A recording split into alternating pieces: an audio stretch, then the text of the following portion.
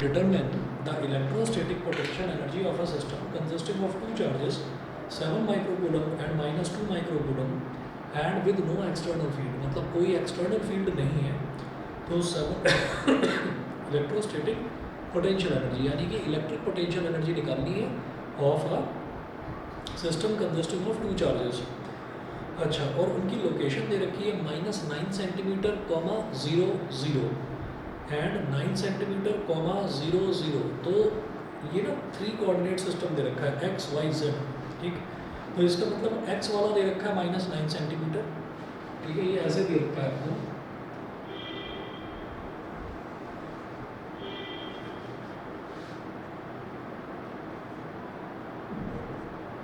ये ऐसे दे रखा है. इसमें देखिएगा कि ये वाला पॉइंट मान लीजिए 0 है तो इधर चलते चलते ये वाला पॉइंट आ जाएगा 9.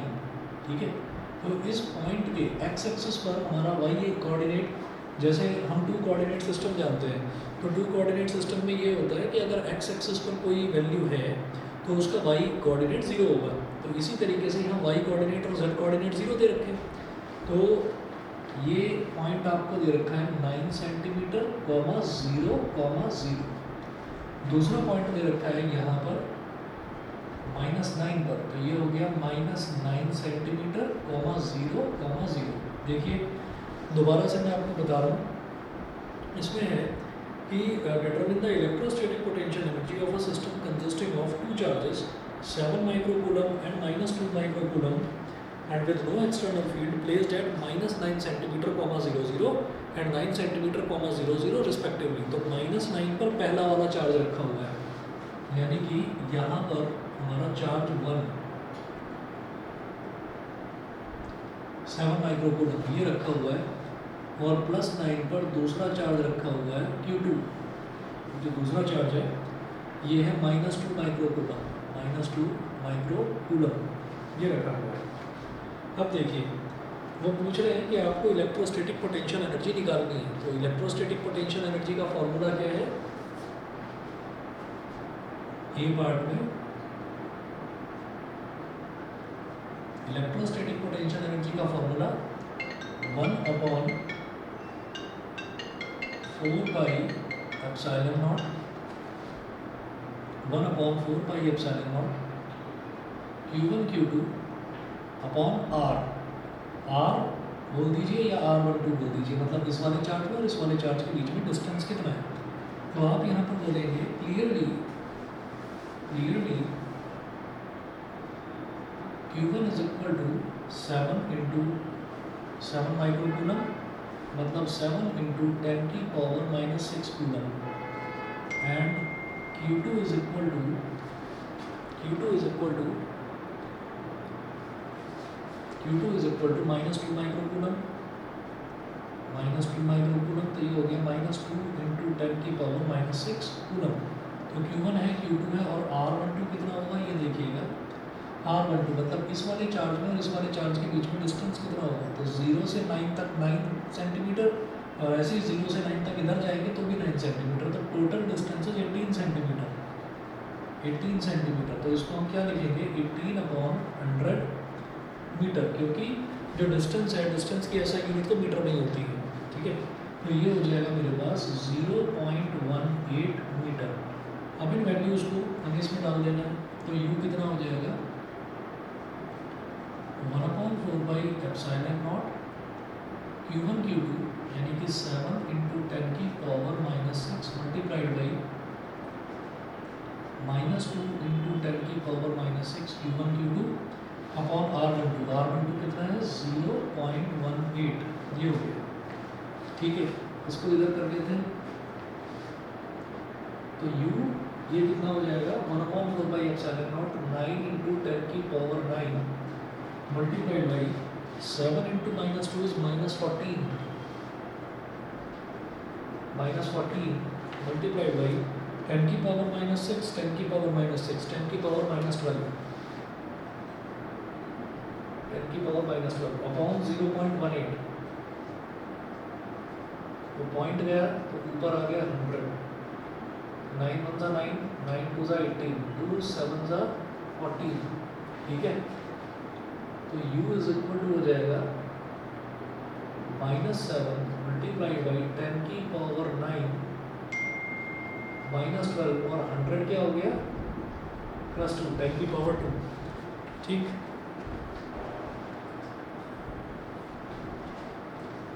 u is equal to -7 into 9 + 2 11 10⁻⁻1। तो इसको मैं बोलूँगा माइनस का 0.7 जूल। ये बता दीजिए समझने के लिए electrostatic potential energy due to sir negative से डिनोट कर रही है। नेगेटिव सिर्फ ये डिनोट कर रही है कि जब भी कभी हम एनर्जी की बात करते हैं तो एनर्जी की जब भी हम बात करते हैं, अगर इलेक्ट्रोस्टैटिक पोटेंशियल एनर्जी अगर पॉजिटिव है तो पॉजिटिव का मतलब क्या है कि उसके अंदर एनर्जी है, वो कुछ वर्क कर सकता है। और अगर नेगेटिव इलेक्ट्रोस्टैटिक पोटेंशियल एनर्जी आ रही है तो इसका मतलब उसके अंदर एनर्जी नहीं है, उस पर वर्क किया जा रहा है। जब कोई energy capable of doing work होती है तब उसकी एनर्जी जो है वो पॉजिटिव होती है, और नेगेटिव का मतलब ये है कि उस पर वर्क किया जा रहा है। क्लियर है? Yes sir. ठीक है। अच्छा, अब जब इतना हो गया, इसके बाद आप देखिएगा कि इसका बी पार्ट, ये तो ए पार्ट है। सभी बच्चे बता दें, ऑनलाइन वाले सभी को क्लियर है? Yes sir. ठीक है, चलिए जी, अब इसका बी पार्ट देखिएगा। बी पार्ट में वो क्या पूछ रहे हैं? बी पार्ट बेहद आसान है। बी पार्ट में पूछा है कि how much work is required to separate the two charges infinitely away from each other.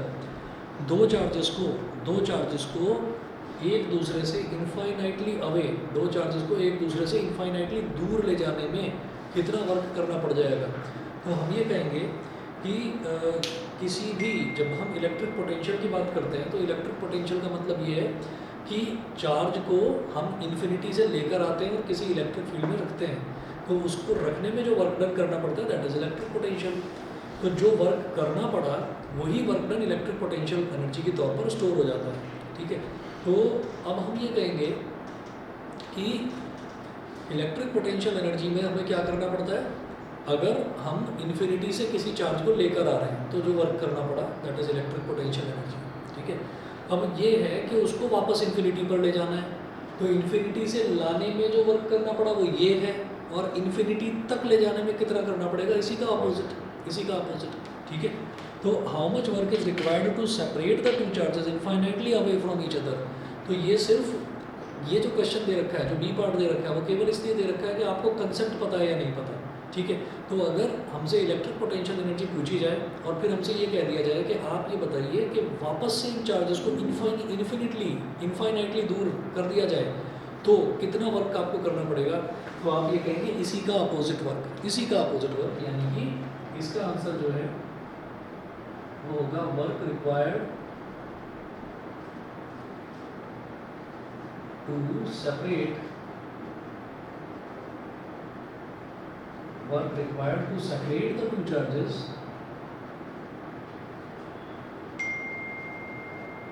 the two charges infinitely away from each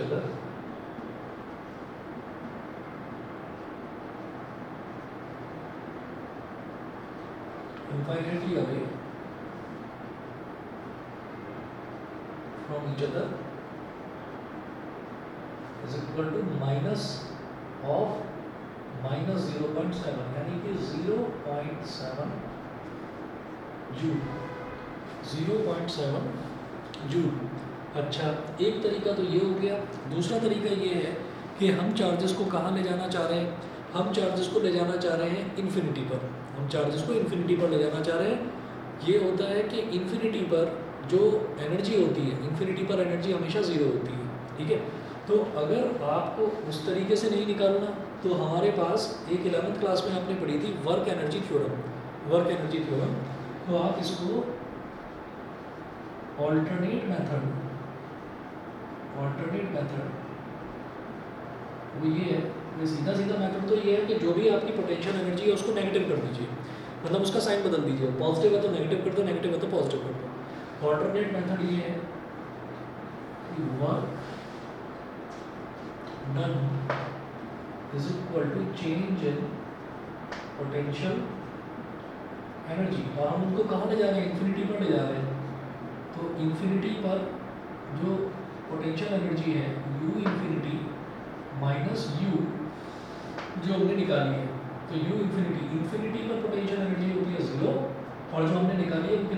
-0.7।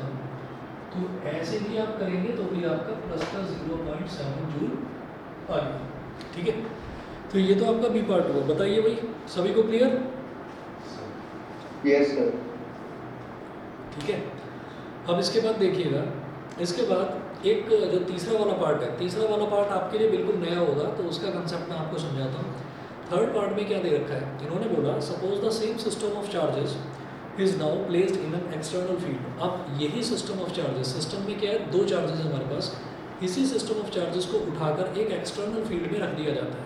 ठीक है, अब कोई इलेक्ट्रिक फील्ड में हम रख देते हैं उसको, is now placed in an external electric field, और वो एक्सटर्नल इलेक्ट्रिक फील्ड कुछ दे रखा है। कितना दे रखा है देखिएगा क्या है।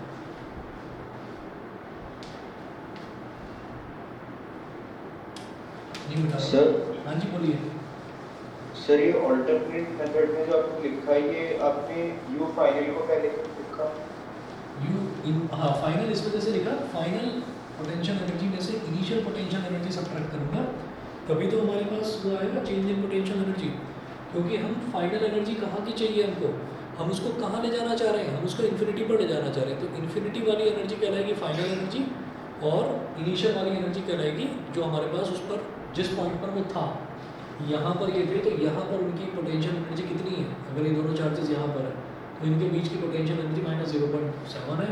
तो यहाँ से इन्फिनिटी तक ले जाएं तो फाइनल माइनस इनिशियल, ये करते हैं। सर पर इस पॉइंट पे तो ये वाला पॉइंट फाइनल हो जाएगा ना, और इन्फिनिटी तो इनिशियल हो जाएगा, तब -0.7 आना चाहिए। नहीं, इन्फिनिटी इनिशियल नहीं होगा ना, हम फाइनल में से इनिशियल को सब्ट्रैक्ट करते हैं। जब भी चेंज निकालना होता है तो फाइनल में से इनिशियल को सब्ट्रैक्ट करते हैं। नहीं सर, मैं पहले वाले केस की बात कर रहा हूँ, जब वो इस पॉइंट पे दे रखा है कि दोनों एक दूसरे से 9 और -9 की दूरी पे है, तो सर उस पॉइंट पे तो ये फाइनल है ना, और इनिशियल तो फिर इन्फिनिटी होगा। नहीं, आप समझे नहीं। फाइनल पोटेंशियल एनर्जी तो यही है कि जब ये वाला चार्ज -2 इस पॉइंट पर है और जब 7 वाला जो चार्ज है वो इस पॉइंट पर है, तो अब इन दोनों चार्जेस, ये दोनों चार्जेस यहाँ पर जब हैं तो इनके बीच में पोटेंशियल एनर्जी कितनी है वो हमारे पास है। पोटेंशियल एनर्जी हमने निकाली -0.7। अब इन्हीं चार्जेस को उठाकर आपको इन्फिनिटी पर ले जाना है, तो तब पोटेंशियल एनर्जी कितनी होगी। तो हम ये कह रहे हैं कि जब हम किसी भी चार्ज को इन्फिनिटी पर ले जाते हैं तो इन्फिनिटी पर कोई भी चार्ज हो, कैसा भी चार्ज हो, उसकी पोटेंशियल एनर्जी 0 हो जाती है। तो वो फाइनल पोटेंशियल एनर्जी तो 0 हो गई, और इनिशियल हम निकाल ही चुके थे, तो फाइनल में से इनिशियल को इसलिए सेपरेट किया जा रहा है। ओके सर, समझ गए? अभी देखिएगा, सर हमने दोनों चार्जेस को एक दूसरे से दूर किया है। दोनों चार्जेस को actually third infinitely away from each other, yes sir. तो वो भी अलग इन्फिनिटी पर ले गए, उसको भी अलग इन्फिनिटी पर ले गए। एंड सर थर्ड केस में क्या करते हैं कि इलेक्ट्रिक थर्ड केस में क्या कर रहे हैं कि यही जो दोनों चार्जेस हैं, इन दोनों चार्जेस को उठाकर एक एक्सटर्नल फील्ड में रख रहे हैं। ठीक है, तो अब एक्सटर्नल फील्ड की वजह से भी कोई पोटेंशियल एनर्जी आएगी। ठीक है, तो हम ये कहेंगे, देखिएगा अभी तक जो था, जो पार्ट ए था, पार्ट ए में था determine the electrostatic potential energy of a system consisting of 2 charges this and this, ठीक, and with no external field. With no external field, तो हमने जो पोटेंशियल एनर्जी का जो फॉर्मूला निकाला था 2 पॉइंट चार्जेस वाला, वो यही था 1/4πε0 Q1 Q2 अपॉन R12, ये फॉर्मूला हमने निकाला था। तो उसमें क्या था कि जो पहला चार्ज है, पहले चार्ज को, पहला वाला चार्ज हमारा ये था, ये पहले चार्ज को जब हमने यहाँ पर लाकर रखा तो वर्क डन 0, दूसरे चार्ज को जब यहाँ पर लाकर रखते हैं तब वो वर्क डन होता है जो फाइनली ये वर्क डन था। तो दोनों वर्क डन को हम ऐड कर देते हैं। अब जो हम थर्ड पार्ट कर रहे हैं, थर्ड पार्ट में हम ये कहेंगे कि यही 2 चार्जेस हैं, यही दोनों चार्जेस का सिस्टम है, उनको उठाकर एक एक्सटर्नल फील्ड में रख दिया। तो अब जब एक्सटर्नल फील्ड में रखेंगे तो फील्ड में भी तो कुछ ना कुछ फील्ड का भी तो असर होगा। ठीक, तो वही है, देखिएगा वो जो एक्सटर्नल इलेक्ट्रिक फील्ड है वो इन्होंने डिफाइन कर रखा है। कैसे? एक्सटर्नल इलेक्ट्रिक फील्ड इन्होंने दिया है E is equal to A into 1/r², ये दे रखा है। अच्छा, where A is equal to, A की भी कुछ वैल्यू दी है इन्होंने। A की वैल्यू कितनी है? 9 × 10⁵ कूलम्ब पर मीटर²। 9 × 10⁵ कूलम्ब पर मीटर², ये दे रखा है। अच्छा, और हम ये जानते हैं कि जब मैं इलेक्ट्रिक पोटेंशियल निकालता हूँ तो इलेक्ट्रिक पोटेंशियल निकालते टाइम हमको ये मालूम है कि V जो है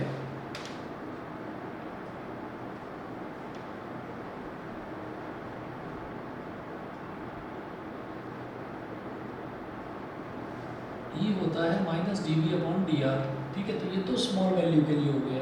अब मैं कहूँ कि मेरे को नहीं पूरा का पूरा मेरे को इलेक्ट्रिक फील्ड पता है और मैं पूरा का पूरा पोटेंशियल निकालना चाहता हूँ। तो जब हम पूरा पोटेंशियल निकालते हैं तो हम D V is equal to minus E D R को ही हम इंटीग्रेट करते हैं, ठीक है। तो अब क्या होता है कि अब मेरे पास मैं पूरा पोटेंशियल निकालना चाहता हूँ, तो ये फॉर्मूला मेरा काम नहीं आने वाला। मैं सीधा सीधा बस ये कहूँगा कि E is equal to V upon R होता है, ठीक है। टोटल की अगर बात करें तो नेगेटिव साइन खत्म हो जाता है जब हम टोटल निकालते हैं, तब इंटीग्रेशन की वजह से नेगेटिव साइन खत्म हो जाता है। तो हम टोटल ही निकालना है क्योंकि टोटल इलेक्ट्रिक फील्ड गिवन है। तो V कितना हो जाएगा, V is equal to E into R हो जाएगा, ठीक है। देखिए ये वाला जो रिलेशन है पोटेंशियल ग्रेडियंट वाला, ये रिलेशन तब एग्जिस्ट करता है जब हमारे पास छोटे छोटे पोटेंशियल्स की वैल्यू हो, ठीक है, और छोटा छोटा डिस्टेंस हो। तो उसको पूरे को जब हम इंटीग्रेट करते हैं, तो जब हम इंटीग्रेट करते हैं तो इंटीग्रेशन की वजह से जब टोटल पोटेंशियल निकलता है तो उसमें नेगेटिव साइन नहीं आता हमारे पास। तो टोटल पोटेंशियल क्या बनेगा, V is equal to E into R. Relation actually E is equal to V upon R बन जाएगा जब हम टोटल वैल्यू निकालेंगे, ठीक है। वो नेगेटिव साइन खत्म हो जाता है इंटीग्रेशन की वजह से। तो V is equal to E into R हो गया। तो मैं V निकालना चाहूँगा, तो आप यहाँ पर कहेंगे here V is equal to E into R, ठीक है। अच्छा E की वैल्यू ये दे रखी है A into one upon R square, ये तो हो गई E की वैल्यू, और मल्टीप्लाइड बाई आर। अब एक आर से एक आर कट गया तो ये हमारे पास हो गया capital A upon small R, ठीक है। ये हमारे पास V की वैल्यू हो गई capital A upon small R, ठीक। अब देखिएगा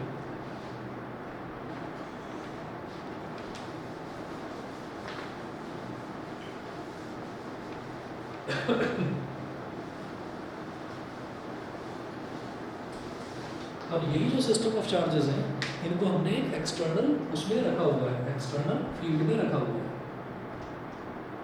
हम सी पार्ट कर रहे हैं।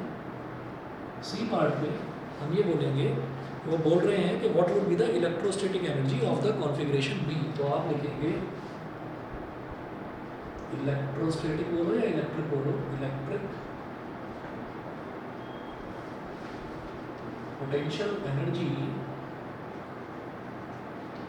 of such a configuration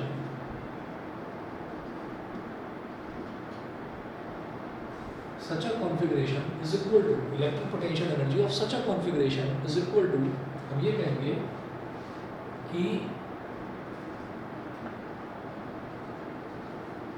energy of the charges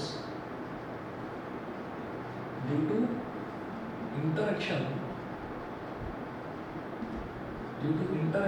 with the field, field मतलब electric field, energy of the charges मतलब चार्जेस में कुछ एनर्जी होगी, कुछ एनर्जी डेवलप होगी उस फील्ड की वजह से, ठीक है, प्लस म्यूचुअल इंटरेक्शन एनर्जी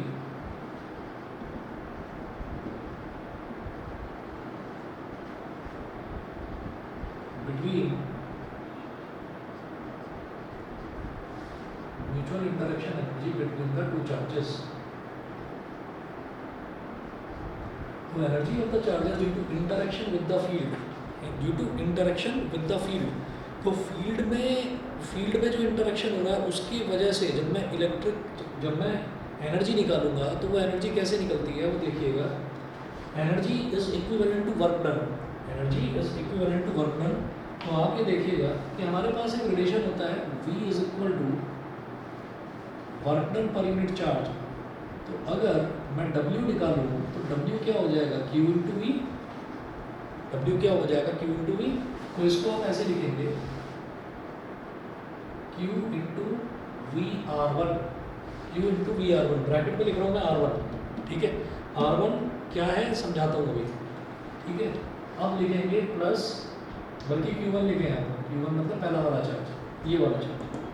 फिर लिखें Q2 इंटू VR2,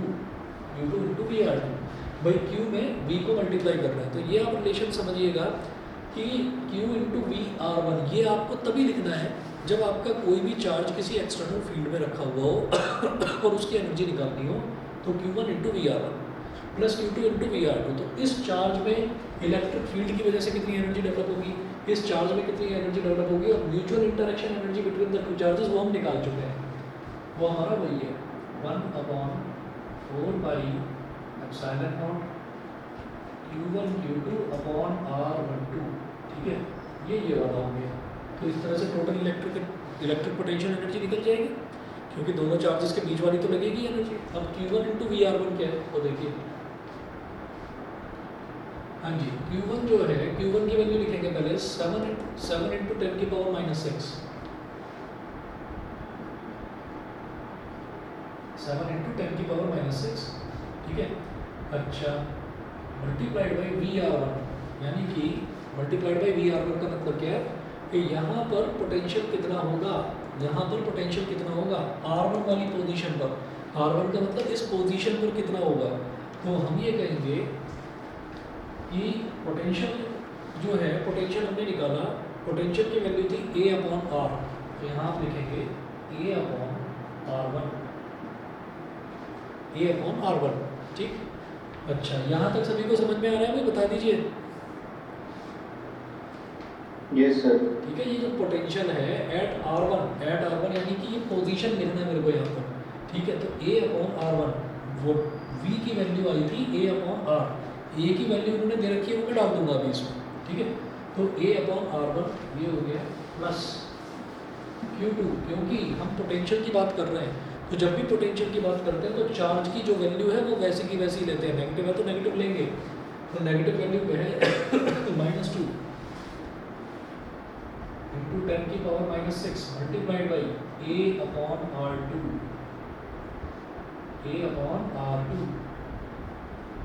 ठीक है, प्लस ये जो लास्ट वाला है, ये लास्ट वाला कितना है, इसकी वैल्यू हम निकाल चुके हैं माइनस का 0.7, ठीक है। तो मैं इसको दोबारा से कैलकुलेट नहीं कर रहा हूँ, ये हमारे पास आ जाएगा माइनस का 0.7, माइनस का 0.7, ठीक है।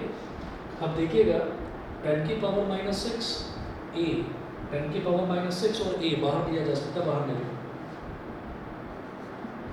A इंटू 10 की पावर -6 बाहर ले लिया, ब्रैकेट में क्या बचा 7 और R1 मतलब क्या है कि ये किस पोजीशन पर है, ओरिजिन से कितनी पोजीशन पर है, ओरिजिन से पोजीशन ली जाएगी, कितना इसका डिस्टेंस है वो बताइए 9, तो 9 को क्या लिखूंगा मैं 0.09 प्लस डिस्टेंस ही लेना है ना। अच्छा, VR1, जब मैं ऐसे R1 लिख रहा हूँ तो इसका मतलब मैं उसकी पोजीशन की बात कर रहा हूँ, तो position with respect to origin ली जाएगी, ठीक। अब इसी तरीके से यहाँ पर क्या बचेगा -2 अपॉन R2, तो R2 क्या है with respect to origin, R2 क्या है वो भी 9 सेंटीमीटर है, तो 9 सेंटीमीटर मतलब 0.09 और ये हो गया माइनस का 0.7, ठीक। उसके बाद अब A की वैल्यू भी डाल दीजिए, A की वैल्यू कितनी है 9 इंटू 10 की पावर 5, 9 इंटू 10 की पावर 5 इंटू 10 की पावर -6, ठीक है। तो ये पॉइंट गया है तो ऊपर 2 0 आ जाएंगे, तो 700 अपॉन 9 -200 अपॉन 9 -0.7, ठीक है ना। पॉइंट गया ऊपर 2 0, पॉइंट गया ऊपर 2 0, ठीक। 9 इंटू ये हो गया 10 की पावर -1 मल्टीप्लाइड बाई 700 -200 कितना हो जाएगा 500 अपॉन 9 -0.7, 9 से 9 कैंसिल आउट हो गया, 500 इंटू 10 की पावर -7 मतलब 500 अपॉन 10, एक 0 से एक 0 कट गया, -0.7, 50 -0.7 कितना हो जाएगा 49.3 जूल, बताइए जी, क्लियर है। हाँ जी, ऑनलाइन वाले बच्चे energy of charge due to interaction with field वाले करो। दोबारा बताता हूँ, जब भी कभी हमारे पास ये आएगा ना कि हमने किसी भी चार्ज वाले सिस्टम को उठाकर किसी फील्ड के अंदर रख दिया, तो हम क्या करेंगे, हम उसमें चार्ज इनटू पोटेंशियल करके निकालेंगे। चार्ज इनटू पोटेंशियल क्यों करेंगे, क्योंकि चार्ज इनटू पोटेंशियल करके हमारे पास वर्क डन आ जाता है, ठीक है। और अगर वर्क डन आ गया तो वर्क डन कोई भी चार्ज भी उतना ही वर्क करेगा जितनी उसके अंदर एनर्जी होगी। तो हम वर्क निकाल रहे हैं बेसिकली। अच्छा, अब जब वर्क निकाल रहे हैं तो अब मेरे को जब भी चार्जेस की पोजीशन दे रखी होगी, तो पोजीशन जब भी दे रखी होती है that is with respect to origin, ठीक है। तो अब मुझे क्या करना है, अब मैं ये नहीं कहूँगा कि इन दोनों के बीच में डिस्टेंस कितना है, ये नहीं कहना आप मेरे को, क्योंकि वो तो म्यूचुअल इंटरेक्शन वाला हो गया। म्यूचुअल इंटरेक्शन वाला तो ये है ही उसकी इलेक्ट्रिक पोटेंशियल एनर्जी के आपस में दोनों के बीच में कितना डिस्टेंस है, ठीक है।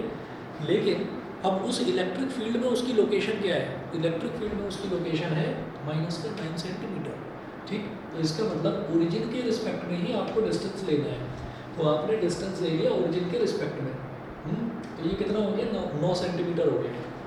अच्छा, v जो है v को मैं क्या लिखूँगा, A/R1। ऐसा क्यों करेंगे, क्योंकि हमको इलेक्ट्रिक फील्ड दे रखा है A × 1/r², v होता है E × r, तो v = E × r कर दिया, E की जगह लिख दिया A × 1/r² और r से मल्टीप्लाई हो गया, एक r से ये एक r कट गया, तो A/r आ गया मेरे पास इलेक्ट्रिक पोटेंशियल।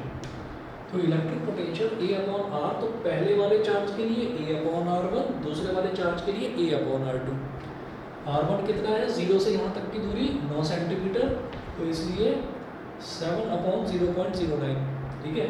और r2 कितना है, वो भी 9 सेंटीमीटर, तो -2/0.09, समझ गए। और a × 10⁻⁻⁶ ये दोनों में कॉमन आ रहा था, ये कॉमन ले लिया। क्लियर है? Yes sir. ठीक है भाई, बाकी बच्चे भी बता दें ऑनलाइन वाले, सभी को क्लियर है यहाँ तक? Yes sir. ठीक है, चलिए जी। तो ये क्वेश्चन बड़ा इंपॉर्टेंट है, इस क्वेश्चन में आप एक बार देख लेना, अगर प्रॉब्लम आए तो चाहे मेरे से कल दोबारा पूछ लेना, ठीक है। बाकी जो कल आपकी रेगुलर क्लास होगी, रेगुलर क्लास में आगे कंटिन्यू करेंगे कल तक।